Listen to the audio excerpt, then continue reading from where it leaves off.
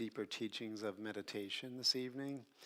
One of the things that we've been bringing up, we focused on it last week, is that meditation is really a way of dropping into the deeper space of your own being. And so what we have to do is actually learn how to navigate these inner spaces. And the way that it's been brought out through the great masters of meditation is that we cultivate this intuitive sense or this feeling sense.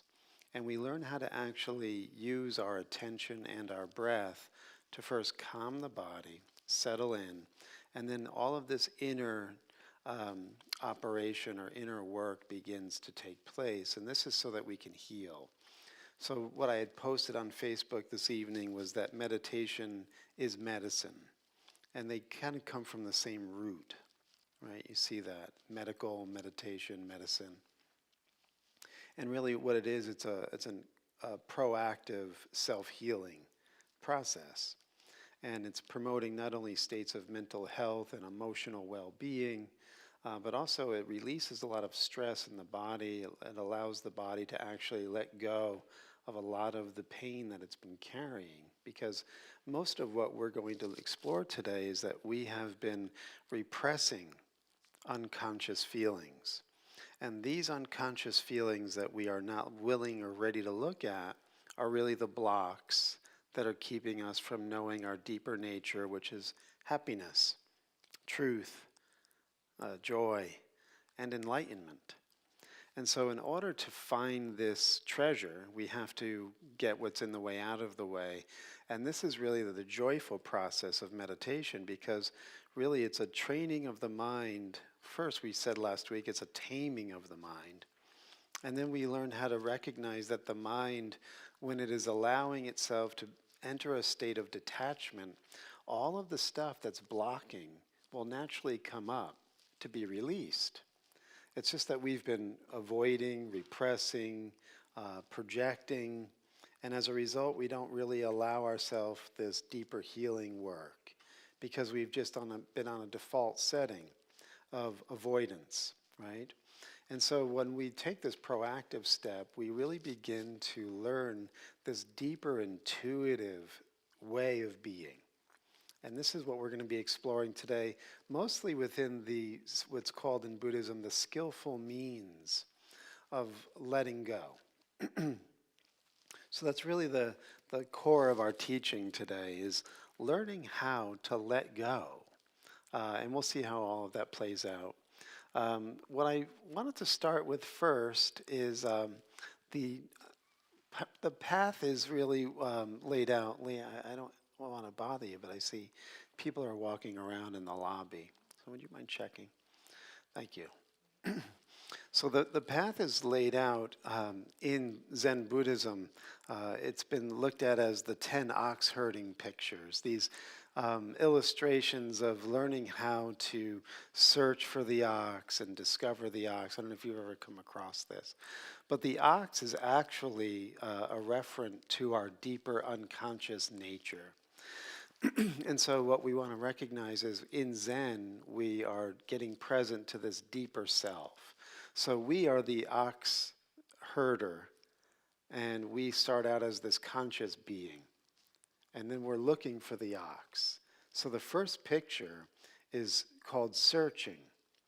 And what it basically means is we've reached a place within our life that the searching becomes priority for us. We no longer are satisfied with the way we feel, with the way we think.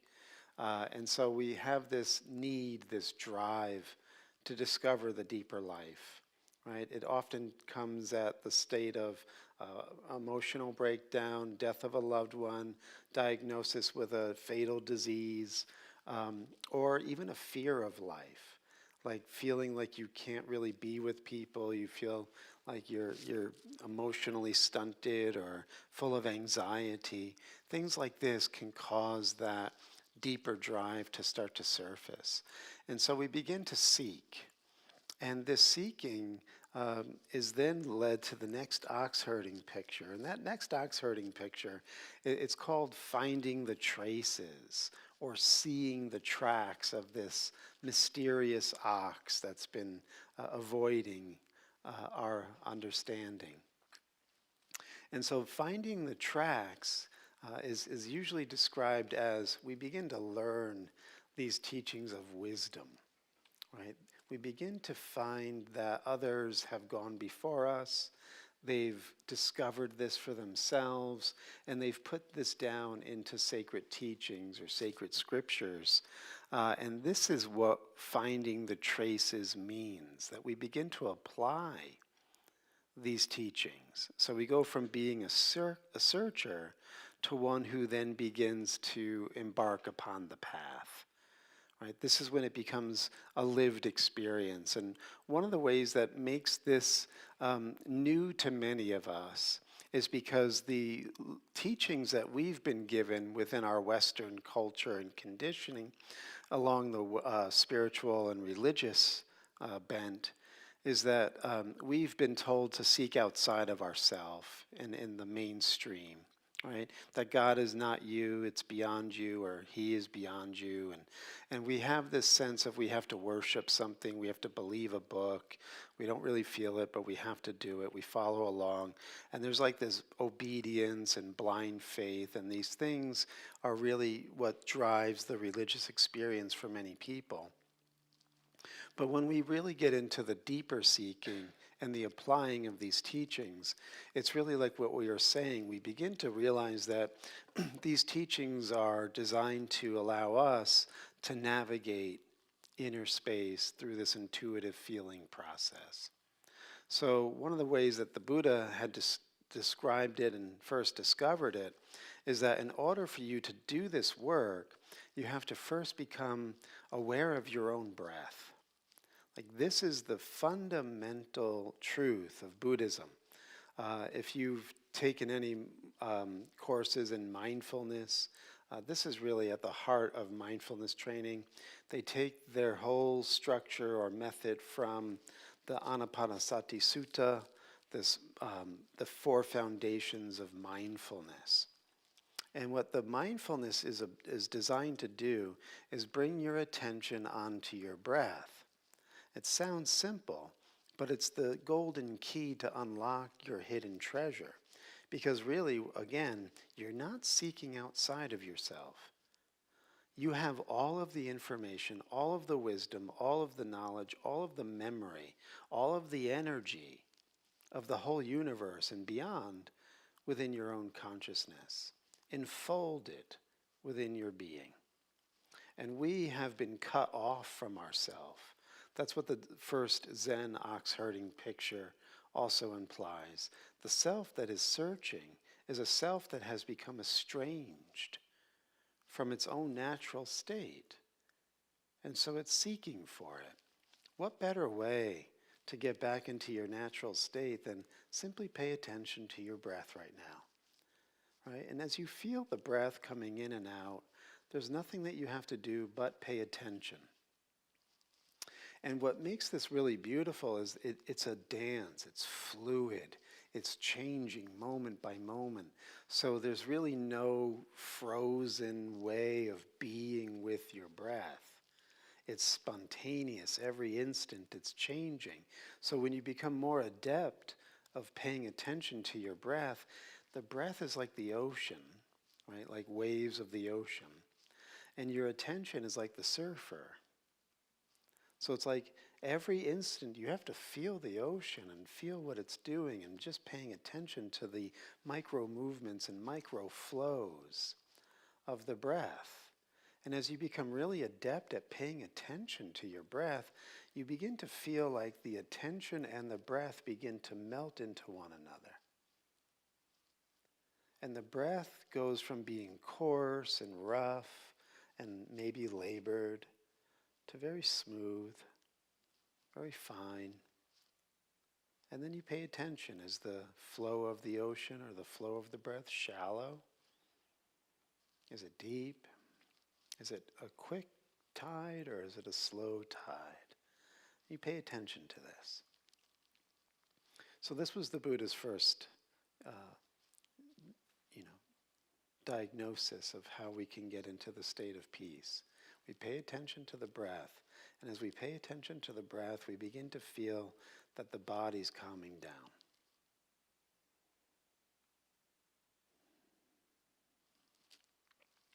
And as you begin to feel into the breath, you feel into the body, and you even can tell yourself, breathing in, I know I'm breathing in. Breathing out, I know I'm breathing out.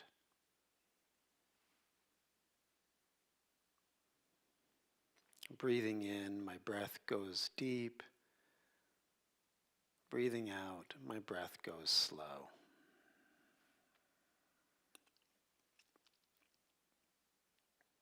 And then you can just shorten it by, when you inhale, you can say deep. And when you exhale, you could say slow. And just feel the calm coming in. And what you're going to find if you're paying attention to your breath is that your mind is going to try to get in the way. It's always going to try to talk. It's always going to try to comment. It's going to pull you into past or future. It's going to make whatever is happening right now not enough. Something needs to be different. Watch that. And then let it go and bring your attention back to your breath. This is that first part of the training that we talked about, the discipline.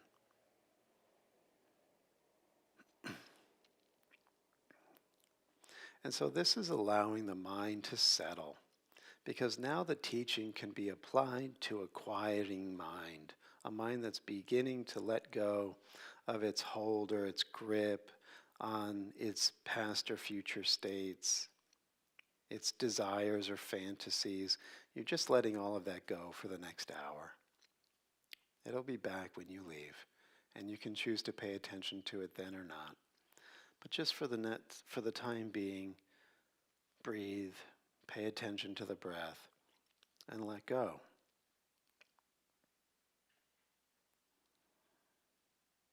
And one of the things that we want to recognize is the letting go is a real liberating method. Because when we start to let go of our baggage, we begin to clear our minds, we realize, as all the great masters said, the treasure was hidden below where we believed our life was. It was hidden in plain sight. We already are the treasure. We already have everything. We've just been covering it over, running away in our mind through distraction, numbing, avoiding, clinging, right? States of anger and hatred. All of these things stir up the mind.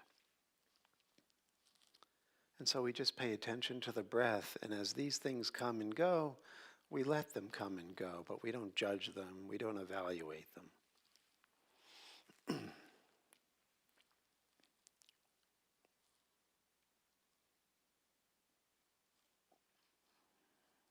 And so the seeing of the footprints is learning how to use these teachings and discover this deeper potential within ourselves. And as we do this, the third ox herding picture, and where we'll stop with the ox herding pictures for today, the third and final one that we'll talk about is called glimpsing. You begin to actually sense there's something profoundly beautiful and ancient and sacred hidden within your own consciousness. And by clearing your mind and letting go and letting go and letting go, you begin to actually feel something deeper in you that was there, but you were unaware, because we were paying attention to all of our superficial egoic thoughts, our emotional states, our bodily sensations. All of these things continually clouded the mind. But then as we get quieter and quieter, we begin to feel that there's something deeper. And one of the Zen teachers put it this way concerning the third ox herding picture. Here we see for ourselves that the Buddhas and the great masters have not been deceiving us.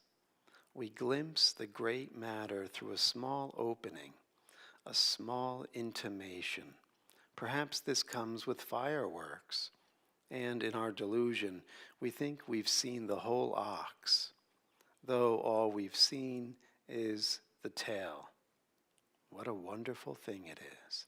So we begin to actually deepen our state of ability to sense and feel into the divine mystery, and the divine mystery will answer back. It will reveal itself, but as much as we can take at a given time. So it's just little by little we acclimate to this vaster landscape or mindscape of our deeper nature.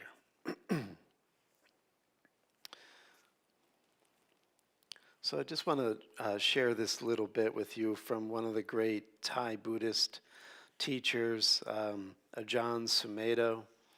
And he talks about this letting go process. And he says the practice of letting go is very effective for minds obsessed by compulsive thinking.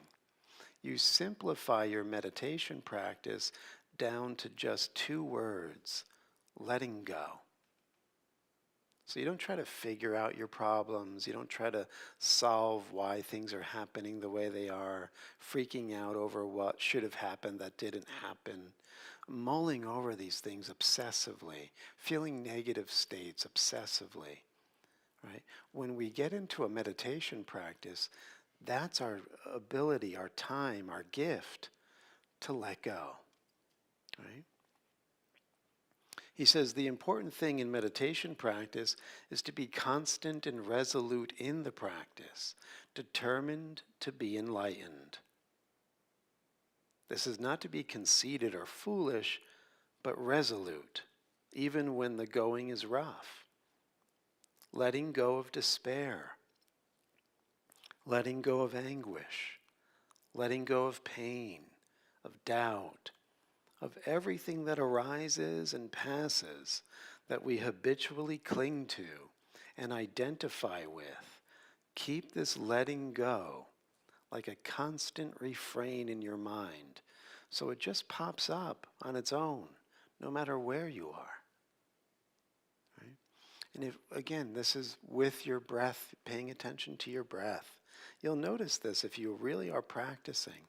It doesn't matter if you forget and then all of a sudden you're like, oh, my breath. And you'll just naturally begin to come back, paying attention to your breath. And, oh, I got caught up in that negative emotion just now. I can let that go, letting go. So you'll just remind yourself and you become aware that there's a tipping point. If you're resolute and you keep doing it, you'll no longer be held hostage by negative states, by unresolved relationship issues, by things that you think should be better and aren't. All of this is the clinging of the mind, right? And we begin to realize that we are not that clinging. We can let that clinging go. Very simple, very powerful when you do it.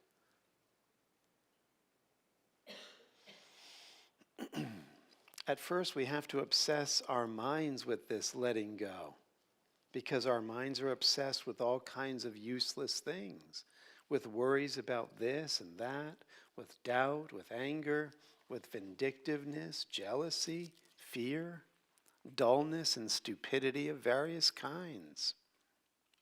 We have obsessive minds that are obsessed with things that cause us pain and lead us into difficulties in life. Our society has taught us how to fill up the mind, jam it full of ideas, prejudices, regrets, anticipations, and expectations. It is a society that just keeps filling us up.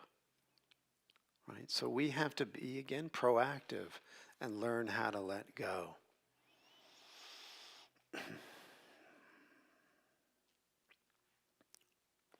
So one of the things also that we begin to discover is as we let go, we feel this ease coming back into the mind, this peace, this relaxed state.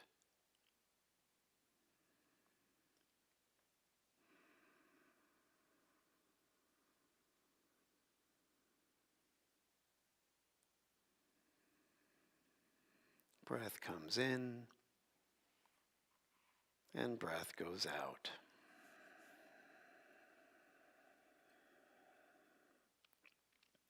And we'll see as we allow this letting go to go on, all of the things that we've consumed from TV and newspapers, all of that also comes up to be looked at and let go. A lot of this goes on in the background, shaping our opinions, even putting the words in our mouth to react in a certain parroting, repeating kind of a way, like we get socially programmed to respond in a way that's along the lines of groupthink or mass hypnosis. When you begin to watch your mind and slow down, you begin to allow space between the mental programming and your state of awareness and your executive decision to sort out the real from the unreal. And so you'll no longer just be a repeater or a parrot.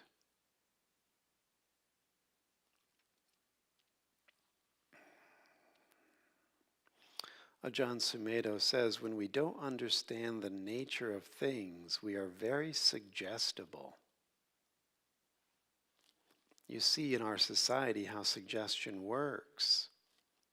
News media, cinema, fashion, all of this shapes our opinions about ourselves, about others. And we think it's real. We think this is the way life is. This is the way that we can tell who's who.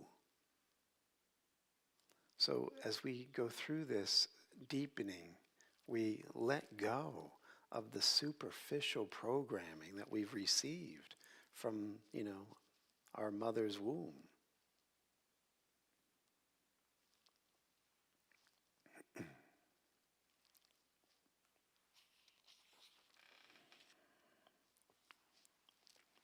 And then he says, and there's also the part of us that needs to fix and change people. So as you're learning to let go of your attachment, and you become more and more relaxed, and you realize that these impulses, these feelings, these drives that sometimes feel so instinctual and primal, like to fix or help somebody, you actually allow that to come up, and you breathe. Let it wash through. You don't attach to it. You don't judge it. You don't make it wrong. You see it and you let it pass. Breath comes in, breath goes out. Learning how to let go of reactive behavior, unconscious behavior.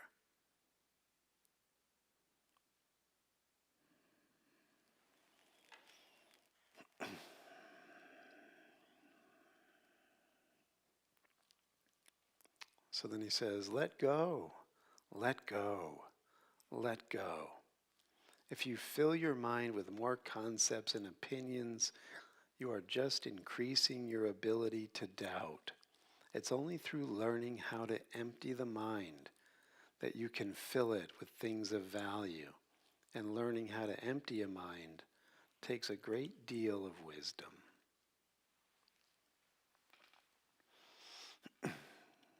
So just take a moment. Sit up nice and tall, relax. And as he says, when we go into our meditation, you want to feel this sense of resoluteness that you're actually here, you're present, you're awake in the moment. And you're going to turn your attention onto your breath. Allow, even if you feel sleepy or tired or numb or resistant, you watch that and you let that go. This is the beauty of it. You're paying attention to yourself. You have value. You matter. You're actually the Buddha in potential. And the only way to discover this is to turn your attention on yourself. Find your breath in and out.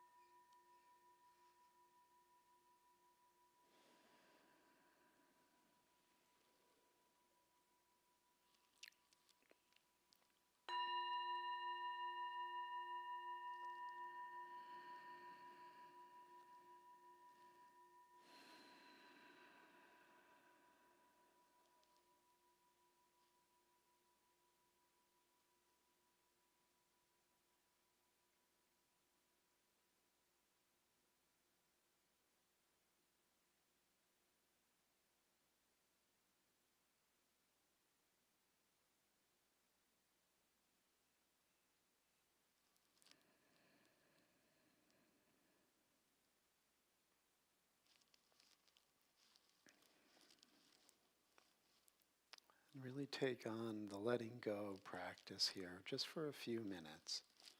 Letting go of whatever's arising.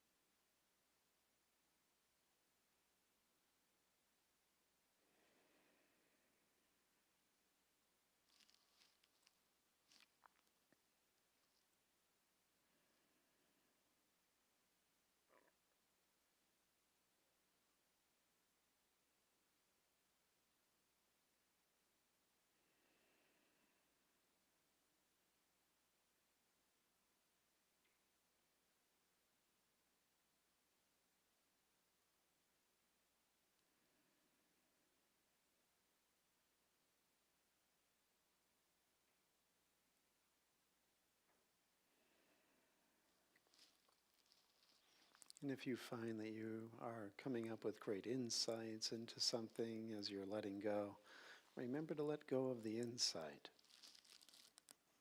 Just keep letting go.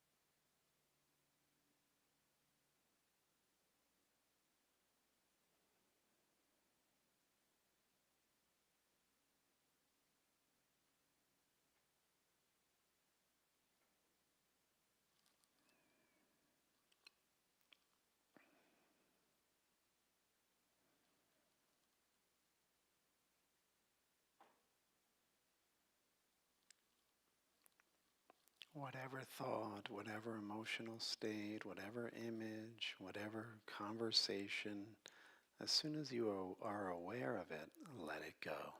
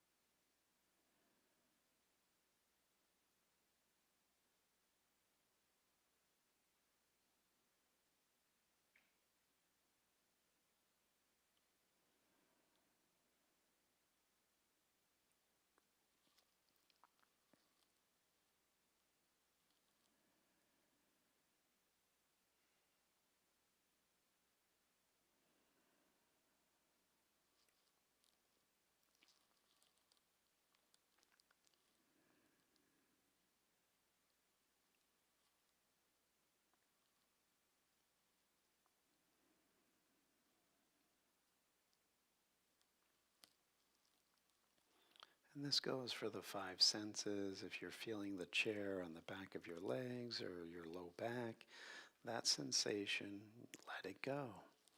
The sound of my voice in your hearing, the sensations of the sound waves on your ears, you let it go. Just get into a state where you realize every sense media, every emotion, every thought, every phenomena that's arising on the screen of the witnessing consciousness, You're allowing a detached state from it all. Let go.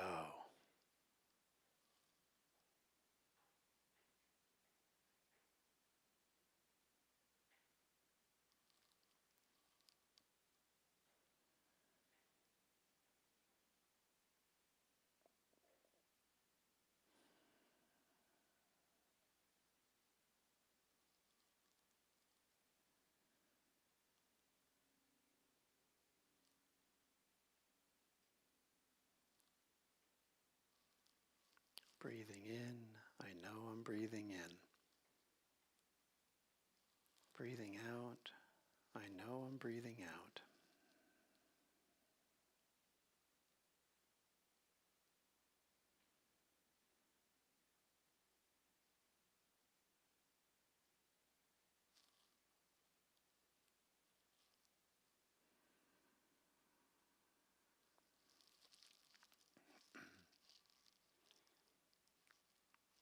And see if you can, starting at the tips of your toes, just scan through the body, starting with your toes and moving through the feet, the ankles, and the lower legs, the calf muscles. And just keep moving your attention through and up the body, breathing and letting go. Feeling the whole body.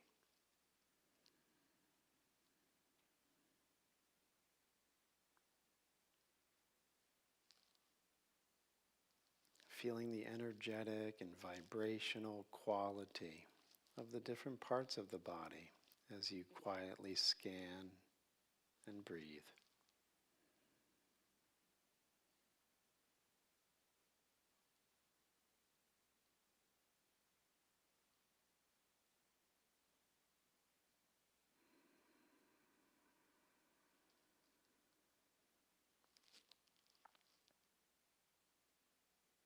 Going up through the neck and shoulders, all the way through the lower skull and into the brain and the crown. And then as you inhale, you could say, breathing in, I am aware of my whole body. And breathing out, I calm my whole body.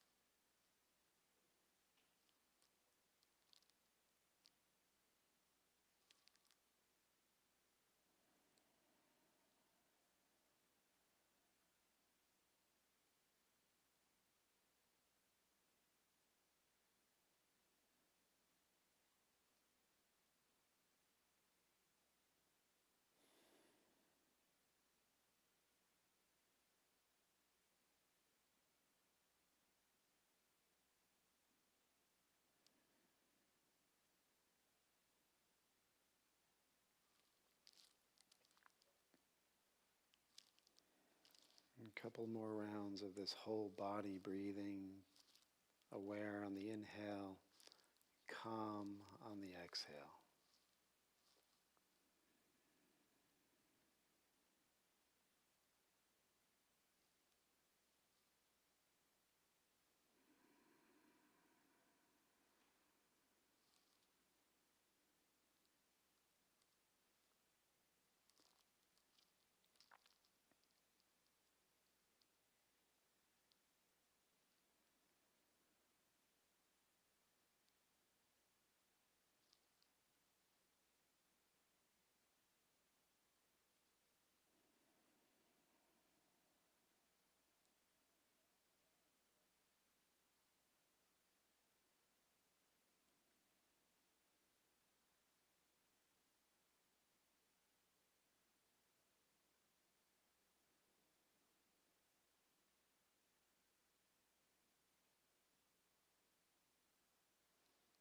If you can feel this whole body sensation as you're breathing in and out, you can do the whole breath-body connection where you're breathing through every pore. from the soles of your feet all the way through up to the crown of your head, breathing this spherical breath, whole body breathing.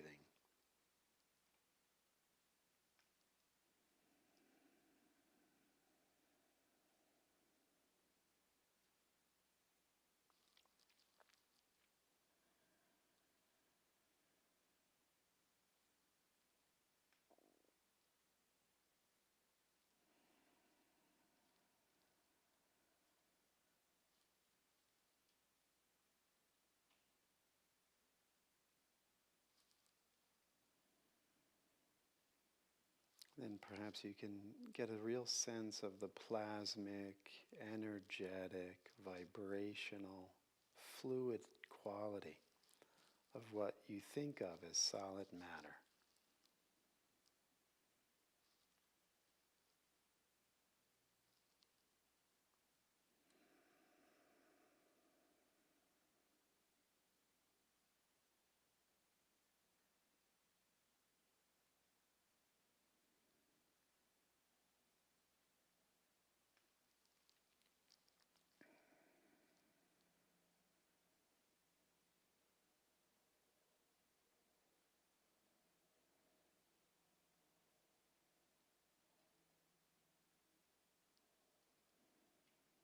Just keep letting go.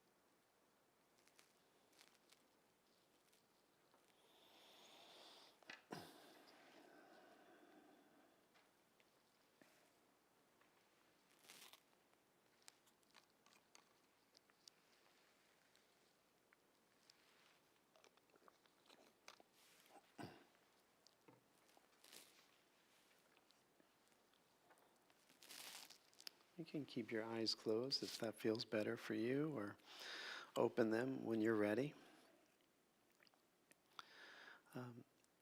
In the final part of our talk, I wanted to bring in this book, which you may know. It's Letting Go, go figure, by David Hawkins. And its subtitle is The Pathway of Surrender. And he gets into this, and he actually says this method is really employing the teaching of the Buddha, what we were just doing. And it removes the pressure, he says, of involuntary reactivity. So as you become more aware of your breath, you stabilize, you calm the mind and body, and you become more aware of the vibrational quality or character of your feelings. And as a result of that, you are now able to navigate whether or not you're going to react to these feelings or not. It becomes more and more second nature to realize that there is no need to be pulled into any kind of reaction, because you keep coming back to the breath so habitually that your emotions and feelings are no longer able to hook you and drag you into these reactive patterns. It just begins to emerge naturally that you develop this psychic immunity to these old habit patterns. But remember, what's required is a resolute and committed practice, right? Because as John Sumeda was saying, we have been obsessive with creating negative states. Right? We've not watched our minds. We've allowed our minds to take in all of this junk and garbage and toxicity. And so now we have to realize that the obsessiveness has to go to the other side of the equation and begin to be very vigilant in watching our minds and sweeping the temple floor of our minds to not allow this habitual pattern to pull us in to unconscious or involuntary reactivity. And David Hawkins says answering the question of letting go is like the sudden cessation or stoppage of an inner pressure or the dropping of a weight. It is accompanied by a sudden feeling of relief and lightness. With an increased happiness and freedom, it is an actual mechanism of the mind, and everyone has experienced it on occasion. Right? So we have this built-in ability to let go, this potentiality to really clear ourselves from negative states and moods and feelings and memories. We don't have to carry them. We're no longer unconscious of the fact that we have a choice in the matter. He actually says this. He says we carry around with us a huge reservoir of accumulated negative feelings, attitudes, and beliefs. The accumulated pressure makes us miserable and is the basis of many of our illnesses and problems. We are resigned to it and explain it away as the human condition. We seek to escape from it in myriad ways. The average human life is spent trying to avoid and run from the inner turmoil of fear and the threat of misery. Everyone's self-esteem is constantly threatened, both from within and without. If we take a close look at human life, we see that it is essentially one long, elaborate struggle to escape our inner fears and expectations that have been projected upon the world. Interspersed are periods of celebration when we have momentarily escaped the inner fears, but the fears are still there, waiting for us. We have become afraid of our inner feelings because they hold such a massive amount of negativity that we fear we would be overwhelmed by it if we were to take a deeper look. We have a fear of these feelings because we have no conscious mechanism by which to handle the feelings if we let them come up within ourselves. Because we are afraid to face them, they continue to accumulate, and finally we secretly begin looking forward to death to bring all of the pain to an end. Can I get an amen?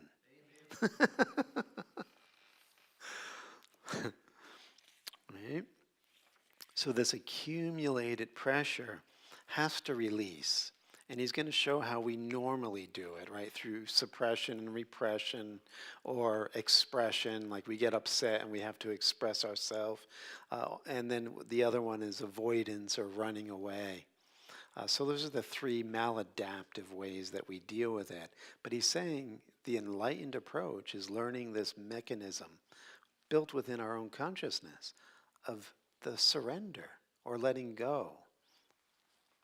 He says the great value of knowing how to surrender is that any and all feelings can be let go of at any time and any place in an instant. And it can be done continuously and effortlessly. What is the surrendered state?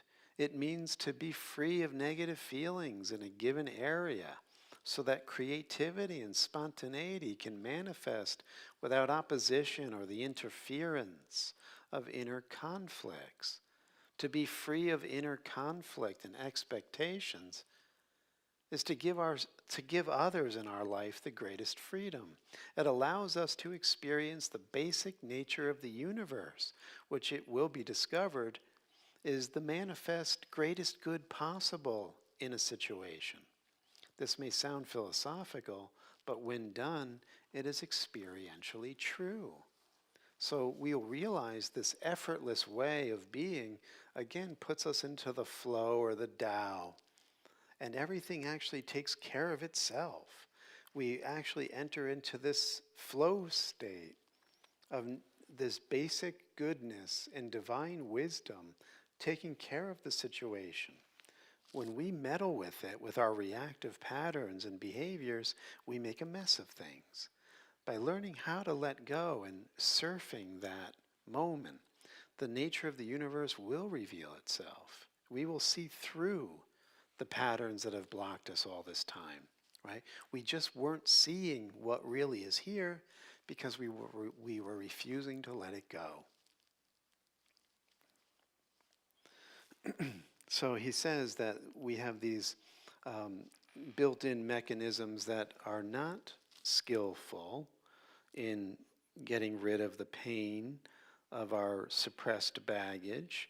And he says the feelings that we select to be suppressed or repressed are in accord with the conscious and unconscious programs that we carry within us from social custom and family training.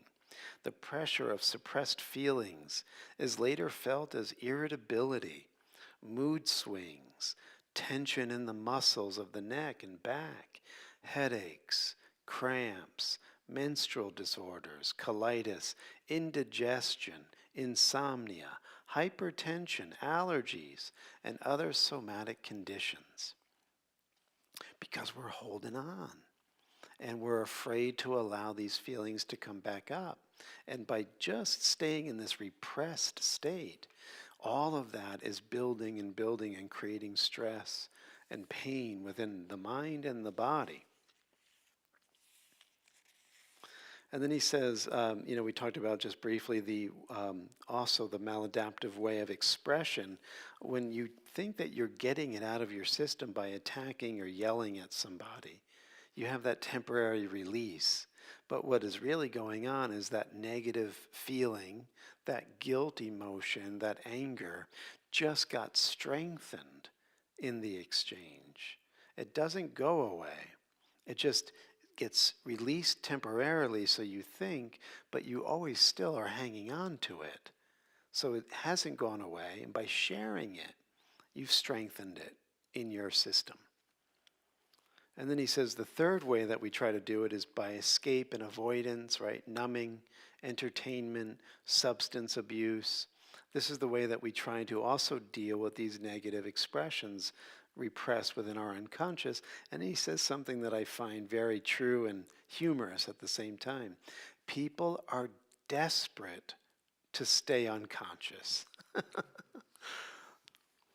Right? They dread even a moment of aloneness. So think about when you're meditating, you're actually allowing yourself to look at the unconscious, let it come up. You're allowing yourself to be alone with yourself.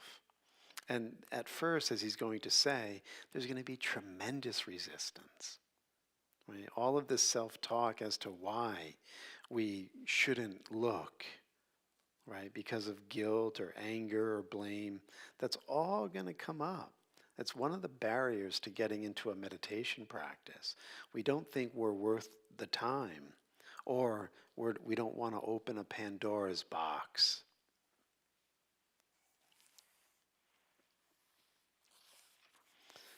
So then he gives us a quick key of how to work with this mechanism of letting go. But before we do that, he actually gets into this little bit of a side conversation, talking about how your emotions, your thoughts, everything in the universe is emitting energy vibrations, right? And he says that, back in the 19th century, they learned to capture this on film. It's called Carillion photography. You're familiar with this? And then he quotes this woman's work, Dr. Thelma Moss, and she's been able to use Carillion photography she's doing it through motion pictures. So she's able to catch the rapid fluctuations of the energetic field of your thoughts and your emotions, and how these cloud patterns are changing constantly, right? So this is the frequency or field of your mental and emotional state, right? Everything is giving off charge or radiation, right? So that's why he says, because emotions emit a vibrational energy, they affect and determine the people who are in our lives. Life events become influenced by our repressed and suppressed emotions on the psychic level. Thus, anger attracts angry thoughts. The basic rule of the psychic universe is that like attracts like, right? So do with that what you will. He says, because all living things are connected on vibrational energy levels, our basic emotional state is picked up and reacted to by all life forms around us. It is well known that animals can instantly read a person's basic emotional state.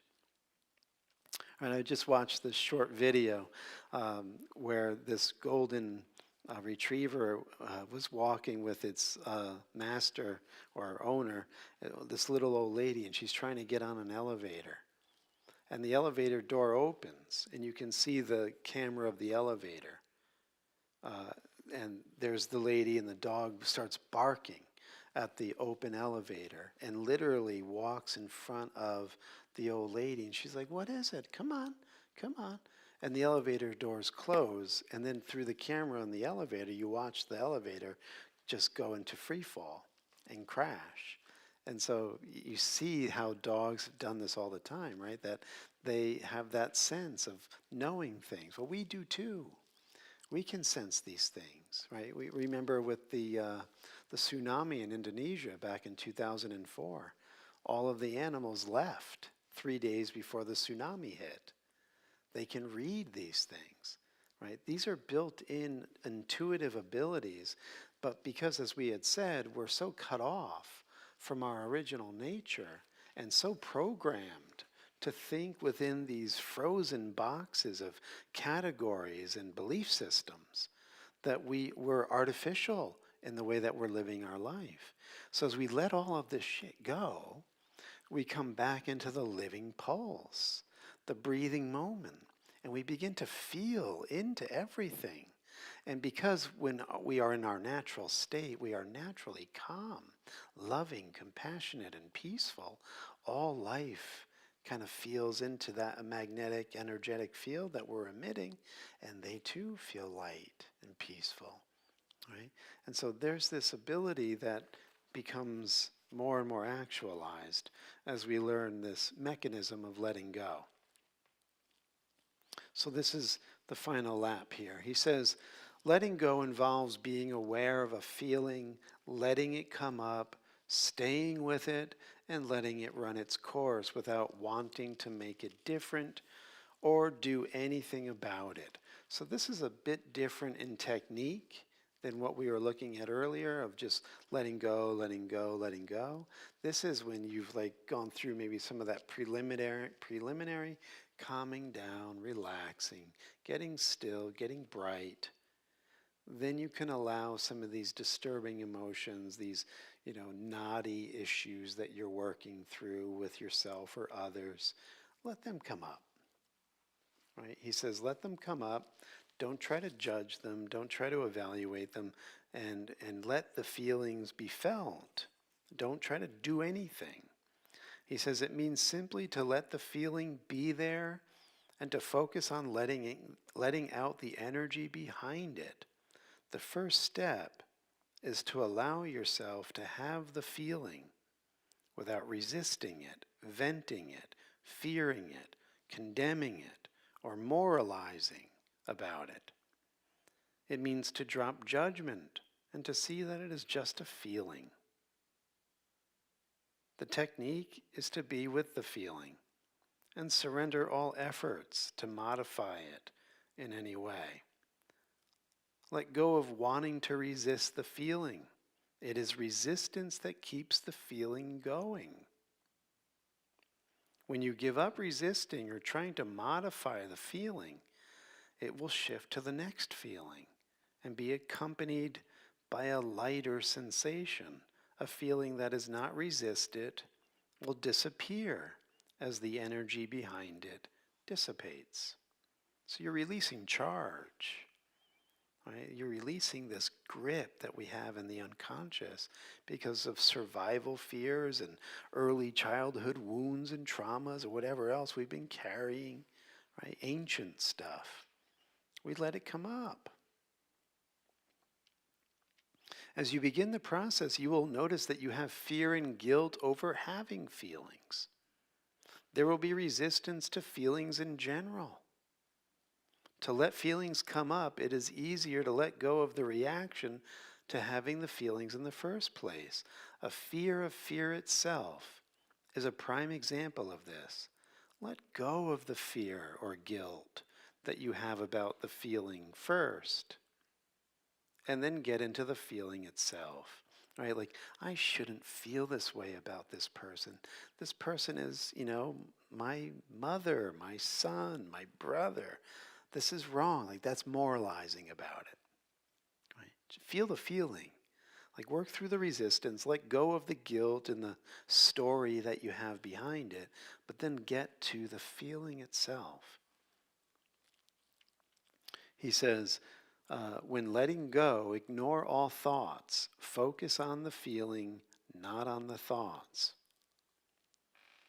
And then finally here, he says, as we become more familiar with letting go, it will be noticed that all negative feelings are associated with our basic fear related to survival, and that all feelings are merely survival programs that the mind believes are necessary. The letting go technique undoes the programs progressively. So get that. Like when you finally get through all of the layers of excuses, moralizing, blaming yourself, blaming others, and you get to the core of that feeling. It's a feeling of the fear of death or the fear of survival. Right? This is what he's saying, that all of these feelings are going to come up. And when they do, recognize that through this process, the underlying motive behind the feelings becomes more and more apparent. To be surrendered means to have no strong emotion about a thing. It's okay if it happens, and it's okay if it doesn't. When we are free, there is a letting go of attachments. We can enjoy a thing, but we don't need it for our happiness. There is a progressive diminishing of dependence on anything or anyone outside of ourselves. These principles are in accord with the basic teaching of the Buddha to avoid attachment to worldly phenomena, as well as the basic teaching of Jesus to be in the world and not of it. And then he says, by continuously letting go, it is possible to stay in the state of freedom. Feelings come and go, and eventually you realize that you are not your feelings, but the real you is merely witnessing them. Okay? So what we just did was a little taste, but that is just touching the hem of the robe. You need to go in deeper if this is speaking to you as a spiritual practice, because otherwise just reading it is like reading a menu. It doesn't give you any nutrition. You have to go in and apply it. Okay? Blue bag's going to go around. Does anybody have any follow-up thoughts or questions that they would like to share?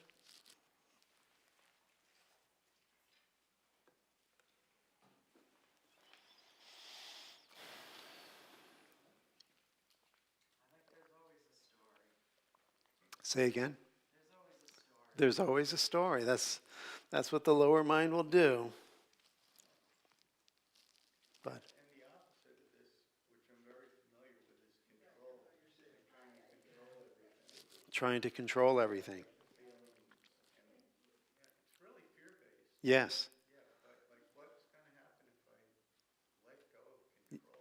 There's the survival fear right there, right? I'll die.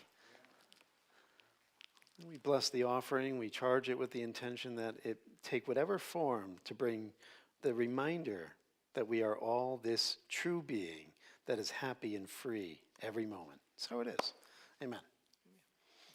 All right, let's stand and seal the deal. As we come into the present moment and relax and let go into the center of the heart, going into that inner sanctuary where the light of God surrounds us, the love of God enfolds us, the power of God protects us, and the presence of God watches over us. Wherever we are, God is Amen. Have a beautiful night, everyone. I'm here tomorrow morning at 10:30 if you want to come hang out again. Or Monday, 7:15, A Course in Miracles. Enjoy your evening. Thanks for being here. Thank you, brother. Thank you. Good to see you, man. Hello.